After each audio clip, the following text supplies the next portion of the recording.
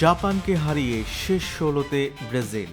FIFA বিশ্বকাপ ২০২৬-এর শেষ ৩২-এর লড়াইয়ে দুর্দান্ত প্রত্যাবর্তন করে জাপানকে ২-১ গোলে হারিয়ে শেষ ১৬ নিশ্চিত করেছে ৫ বারের বিশ্ব চ্যাম্পিয়ন ব্রাজিল। যুক্তরাষ্ট্রের হিউস্টন স্টেডিয়ামে অনুষ্ঠিত ম্যাচে ইনজুরি টাইমে নাটকীয় গোলে জয় তুলে নেয় সেলসাওরা।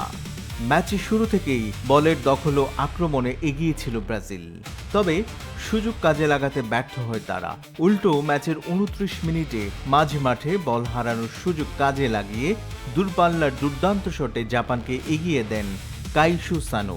প্রথমার্ধ পিছিয়ে থাকা ব্রাজিল বিরতির পর বদলে ফেলে নিজেদের খেলার ধরন। কোচ কার্লো আনচেলোত্তির কৌশলগত পরিবর্তনে ফল আসে ৫৬ মিনিটে। গাব্রিয়েল মাগালহাসের ক্রস থেকে হেডে সমতা ফেরান অধিনায়ক কাসিমেরো। সমতা ফেরার পর একের পর এক আক্রমণ চালাতে থাকে ব্রাজিল।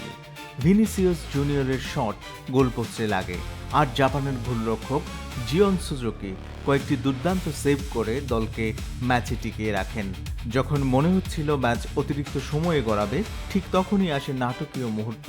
৯৫তম মিনিটে ব্রুনো গিমারেসের নিখুঁত থ্রু পাস থেকে বদলি খেলোয়াড় গাব্রিয়েল মার্তিনেল্লি দুর্দান্ত ফিনিশিংয়ে জালের দেখা পান।